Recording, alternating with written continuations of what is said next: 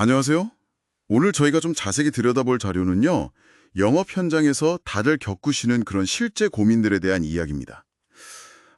사람 만나는 건 참 좋은데, 이걸 일로 하려니까, 뭐랄까, 비용도 부담되고, 그렇죠. 또 거절당할까봐 좀 망설여지고, 그러다 보니 수입으로 바로 딱 이어지지 않아서 답답하다. 뭐 이런 내용이에요. 네, 맞아요.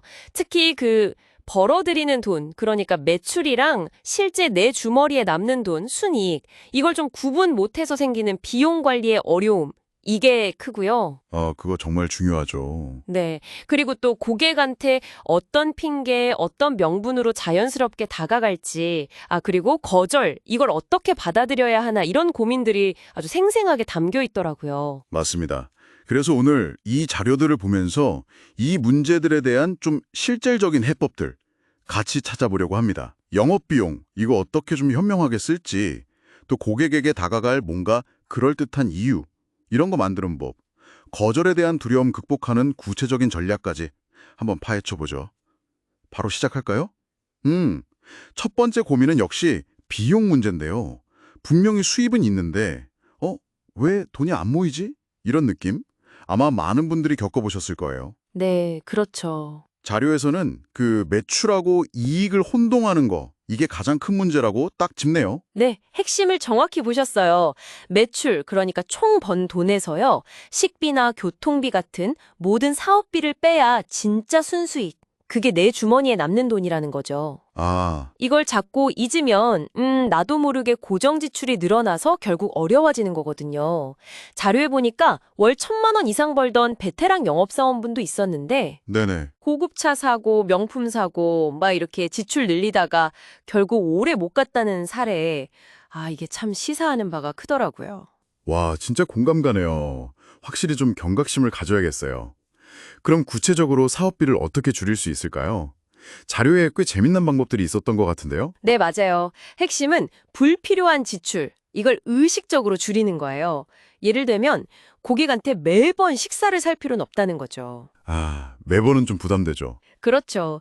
그냥 편한 친구 만나듯이 뭐 번갈아 내거나 아니면 각자 계산하거나 이런 관계를 만드는 게 기르게 보면 더 좋다는 거예요.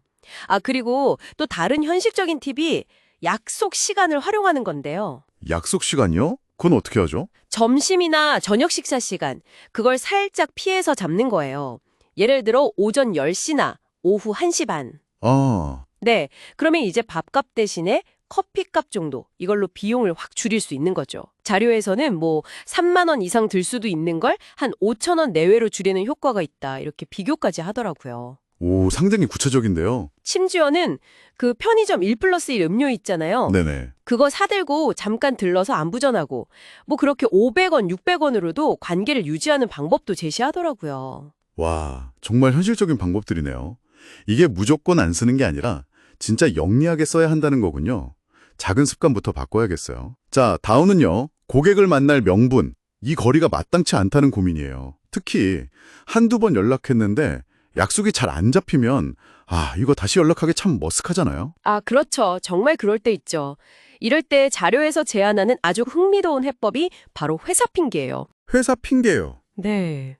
이게 왜 효과적이냐면 사람들은 보통 직접적인 판매 목적이다 이러면 좀 부담스러워하는데 뭔가 도움을 요청받거나 아니면 어떤 절차의 일부다 이렇게 느끼면 부담을 덜 느끼거든요. 아하, 그렇군요. 네. 예를 들어 신입사원이라면 제가 지금 교육과정 중인데요. 다양한 보험증권 분석 과제가 있어서요. 혹시 괜찮으시면 증권 좀 참고용으로 보내주실 수 있을까요? 뭐 이런 식으로 접근하는 거죠. 그러듯한데요. 네, 그럼 이제 그걸 바탕으로 분석 내용을 전달해 주면서 자연스럽게 다음 만남으로 이어갈 수 있는 거고요. 근데 그 신입 핑계는 좋은데 경력자가 갑자기 제가 후배 교육 때문에 사례가 좀 필요해서요. 이러면 고객이 너무 속 보인다고 생각하진 않을까요? 그거 좋은 질문이세요.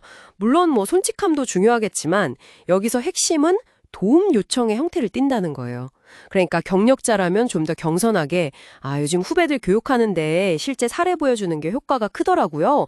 혹시 괜찮으시다면 뭐 이런 식으로 접근하거나 아니면 자료에 나온 것처럼 아예 고객 만족도 조사 같은 좀 공식적인 형태 그걸 빌려서 방문 명분을 만들 수도 있다는 거죠. 아, 서류 같은 걸 활용해서요? 네. 물론 이건 이제 정보 전달 차원에서의 아이디어고 실제 실행할 때는 상황 판단이 필요하겠죠. 중요한 건 어쨌든 명분을 만들려는 그런 창의적인 노력 그 자체인 것 같아요. 결국에는 직접적인 판매 의도, 이걸 조금 감추고 도움을 주거나 받는다는 그런 명분을 잘 활용하는 게 핵심이군요. 자, 그러면 비용도 좀 관리하고 만날 명분도 만들었어요. 근데 이제 실제로 상품 이야기를 딱 꺼내야 할 때, 그때 오는 그 어색함, 그리고 거절당할까 봐 두려운 마음, 이 문제도 있었죠. 네, 누구나 느끼는 감정이죠, 정말. 자료에서는 두 가지 접근법을 제시하는데요. 첫째는 그 상품의 가치에 대해서 나 스스로가 먼저 확신을 갖는 것. 이게 중요하고, 네, 내가 확신이 있어야죠. 그렇죠. 둘째는 가설계 제안서를 아주 효과적으로 활용하는 거예요. 가설계 제안서요. 그건 어떤 식으로 활용하는 거죠? 이게 뭐랄까, 일종의 맛보기 제안서 같은 건데요. 이걸 좀 더 큰 그림에서 보여주는 거예요. 보험 같은 상품은 사실 가입 금액이 커야 그 혜택이나 가치가 훨씬 크게 와닿는 경향이 있거든요. 아, 그렇죠. 금액이 커야 화가 닿죠. 네. 예를 들어 1,000만 원 넣어서 200만 원 이익 본다. 이거보다는 10억 넣어서 2억 이익 본다. 이게 훨씬 강력하게 느껴지잖아요. 그렇죠.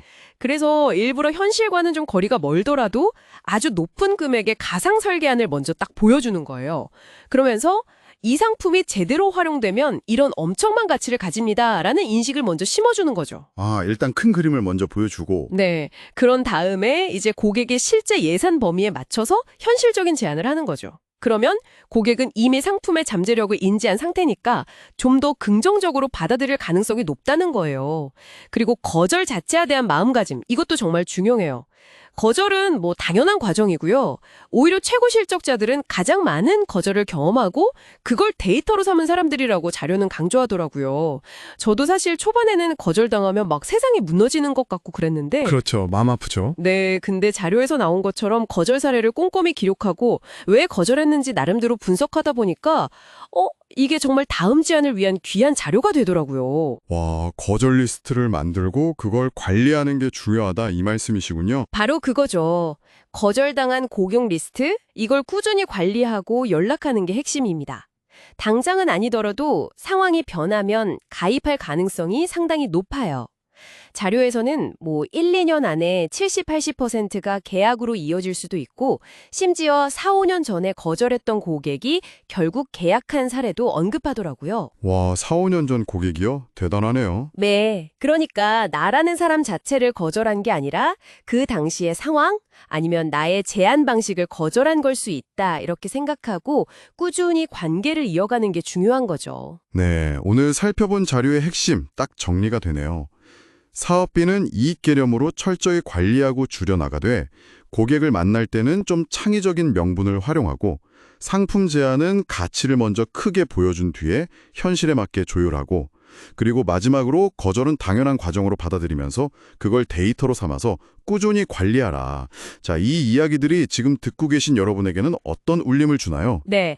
자료수 화자가 이런 방법들을 누가 가르쳐줘서 한 게 아니라 스스로 필요에 의해서 그 표현 그대로 짱구를 굴려서 찾아냈다고 하거든요. 오늘 저희가 이야기 나눈 이런 구체적인 방법들 물론 참고하시면 좋은데요. 여기에만 머무르지 마시고 여러분의 성향 또 여러분이 만나는 고객들의 특성 이런 걸 고려해서 당신만의 독창적인 영업 돌파구는 과연 무엇일지 한 번쯤 진지하게 고민해 보시는 건 어떨까요?